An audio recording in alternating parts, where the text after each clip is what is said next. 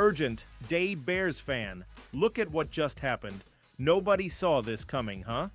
But first, make sure to subscribe to the channel because we bring you daily videos with the latest your team news, and don't forget to turn on notifications so you don't miss anything. Mocking a Bears trade-up, examining 7 trade-up partners and the cost as a follow-up to our previous installment of trade downs. We'll take a look at what it would cost the Chicago Bears to trade up in the 2025 NFL Draft. With a lack of blue-chip talent at the top, it could be a buyer's market. The 2025 NFL Draft is exactly 2 weeks away, and the rumors surrounding the top 10 are spinning. ESPN's Mel Kiper Jr. has already put out his final mock of the draft season, and many others will do the same over the next 14 days. As previously noted, the Chicago Bears find themselves in a tough spot when it comes to projecting what their options at number 10 overall could look like on draft night. In my previous installment, I mocked out 3 trade-down scenarios that could be realistic for the Bears. With the current narrative of this draft, it's safe to assume that no team trading back in the first round will receive full value. The reason why is quite simple. There's a scarcity of blue-chip talent, and without a clear QB2 in this class, the value of each pick diminishes. How much? We will not truly know until Thursday night kicks off. Now that we are flipping the thought process into being aggressive, let's dive deeper into what it would cost the Bears to trade up in each scenario from picks 3 through 9, and who they might target with those picks. Similar to my last experiment, we will operate under the assumption that the expected trade value received will sit around 85-90 of the total expected value from the Jimmy Johnson value chart. Not all of these will fall directly in line with that, but this will be the overall guideline ill use with each projected trade cost. Trading up to number 3 overall, with New York Giants 87 return value, Chai trades number 10, 1,300, number 41, 490, and a 2026 third-rounder 1/16 to NYG for number 3, 2,200.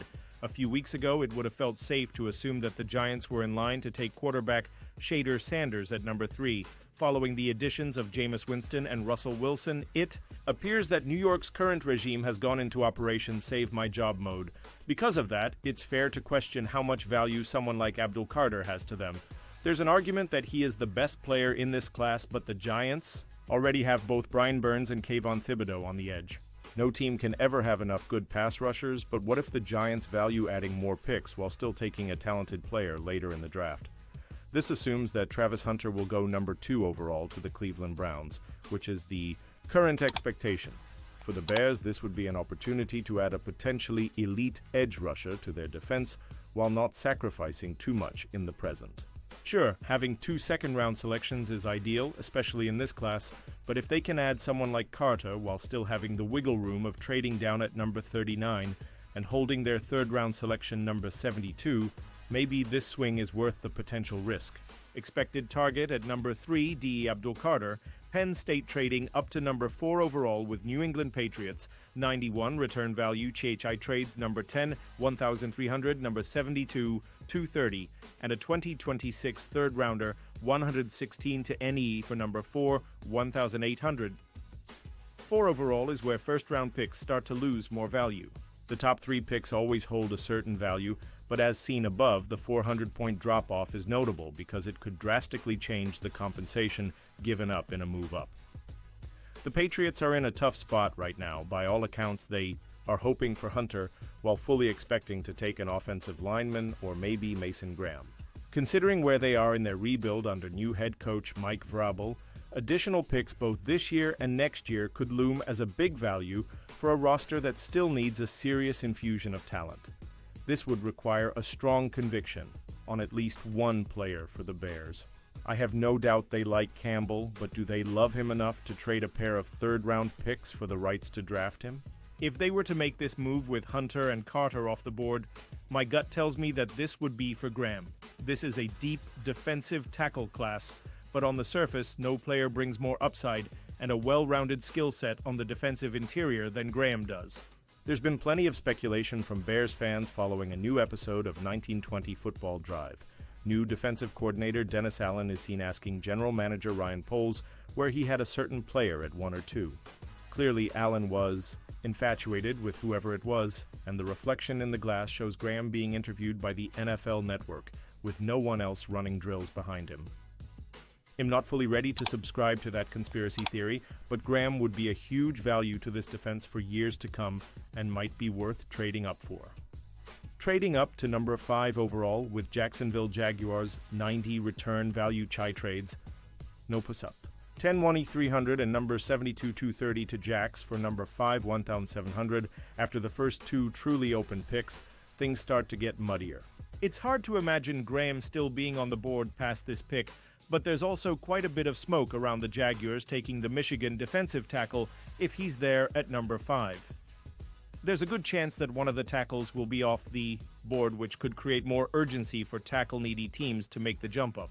Depending on what the Jaguars would be looking for in a return, the Bears being at number 10 could either hurt or help them. This is also right around the area where Ashton Jeanty, who is running back, enters the fray. For weeks now, analysts have been mocking Jeanty to Las Vegas. While I still doubt that they'll ignore cornerback and the offensive line, if the Bears aren't comfortable enough waiting past the Raiders, this could be an area where they look to get serious about landing a top target.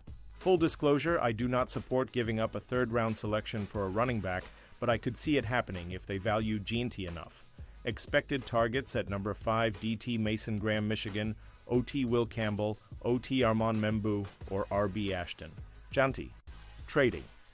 Up to number 6 overall with Las Vegas Raiders 91 return value. Chichai trades number 10 1,300 and number 72 230 to LV for number 6 1,600 and number 108. 78. This is the point where trade-ups start becoming more affordable and in turn might make more sense. Sure, the Bears would give up their third-round pick, but they'd move up a few spots and get back an early 4th in return. This would allow them to maneuver around in the 2nd while possibly packaging that 4th into a trade down to get back into the 3rd round. Ultimately, this is the realistic move I could see Chicago making for a skill position player like Jeanty or Warren, especially if they don't feel comfortable with what the Jets or Saints will do in the next few picks. Expected targets at number 6 OT Will Campbell, OT Armand Membu, RB Ashton Jeanty, or Tyler Warren.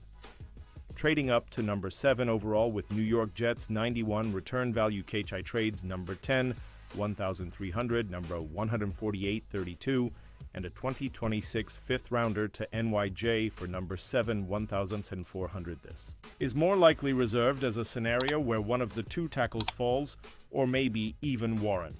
As seen above, the price wouldn't be overly steep, and that 5th rounder should be easily recoverable both this year and the next. A lot of this will depend on what the board looks like if Warren, Jeanty, and/or one of the tackles are sitting there. Maybe the Bears hang tight with Carolina are likely to take a defensive player. If only one of their top targets remains on the board and the Jets are willing, that's when a small trade-up like this could become realistic. Expected targets. At number 7 OT Armand Membu, RB Ashton Jeanty, or TE Tyler Warren. Trading up to number 8 overall. With Carolina Panthers 96 return value, Chichai trades number 10, 1,300 and 148.32. To Carr for number 8, 1,400. At the beginning of this process, I went into it with the mindset of hovering around an 85-90 return value. As the margin for value gets smaller, the return value will increase. Despite a 100-point difference between the two selections, the Bears might need to give close to 100 of the projected value to consummate a trade at this spot. Like the next projection on my list, Chicago might be able to get away with dealing a future 5th in return for this move, but even with a drop-off in value, that seems unlikely. Again, this would be for a skill position player they weren't comfortable letting get to number 9 with the Saints, or an unexpected trade-up from another team. Expected targets at number 8, RB Ashton Jeanty, or TE Tyler Warren, trading up to number 9 overall with Carolina Panthers. 98 return value, Chichai trades number 10, 1,300 and 2026, 5th, 27th to no, for number 9, 1,300 to be Fidi. The last trade projection in this list comes at the cheapest price, but also with the smallest value to gain for the trading team. With just a 50-point difference in value, this is similar to what we saw with the Bears and Eagles when Chicago traded down one spot and took Darnell Wright. Philadelphia gave up a future 4th in that scenario, but this is where the lack of value could come in. It's also worth mentioning that the Bears don't have a fourth this year or next. The only way a deal makes sense in this spot is if they are worried about someone jumping them for Janty or Warren, and the Saints aren't wanting to move very far back and miss on one of their top targets. This feels like one of the least likely scenarios, but it's worth mocking out anyway. Expected targets at number 9, RB Ashton Jeanty or TE Tyler Warren. Pausing this news just to say that if you want YouTube to keep recommending the latest, the monsters of the Midway news, to you, it's very important that you leave a like on this video. Thanks. Now let's get back to the news. Asante Samuel Jr., another. Starting cornerback should be a target. It's a bit of a surprise that Samuel wasn't signed. There are some health issues, but he's been a quality player on the field. Samuel, 25, is smaller, 5'10", 185 pounds than the type of cornerback the Cowboys typically target. They badly needed help at cornerback in 2021 and selected Kelvin Joseph with the 44th pick. Samuel went to the Chargers 3 picks later. More than just trading for Elam is needed at the position. Dallas needs to add another potential target in the first round, if not sooner. Bears expected to have legitimate QB battle under Ben Johnson. Chicago Bears will hope to usher in a new era of quarterback excellence under first-year head coach Ben Johnson during the 2025 NFL season. Johnson's goal is to rip the Bears' offense down to the studs and rebuild it around number 1 pick Caleb Williams, whom he and the franchise believe they can mold into a high-level quarterback capable of helping them contend for a title. While the focus is on Williams, though, the Bears will also expectedly have a battle for the number 2 quarterback job behind him ahead of the 2025 season.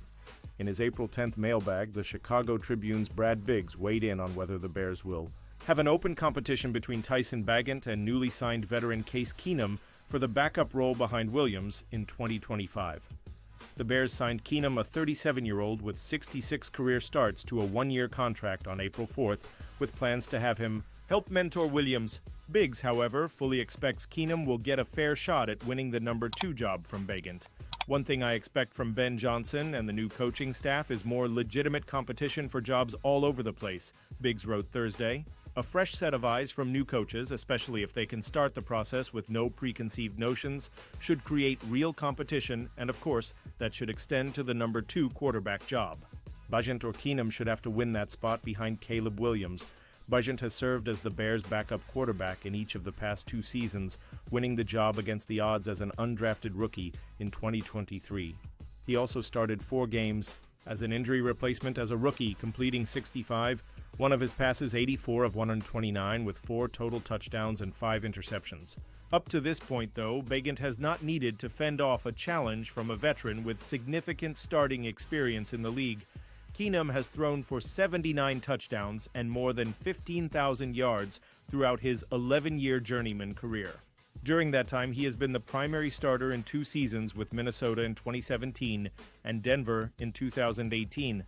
Beyond his on-field work, Keenum has also shown he is willing to play the mentor role that the Bears want on their roster, doing so for the Houston Texans and former number 2 overall pick C.J. Stroud in each of the past 2 seasons.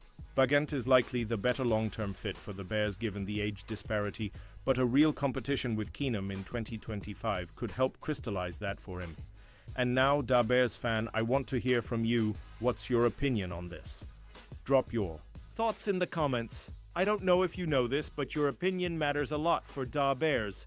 He'll be back any moment with more. The monsters of the Midway News.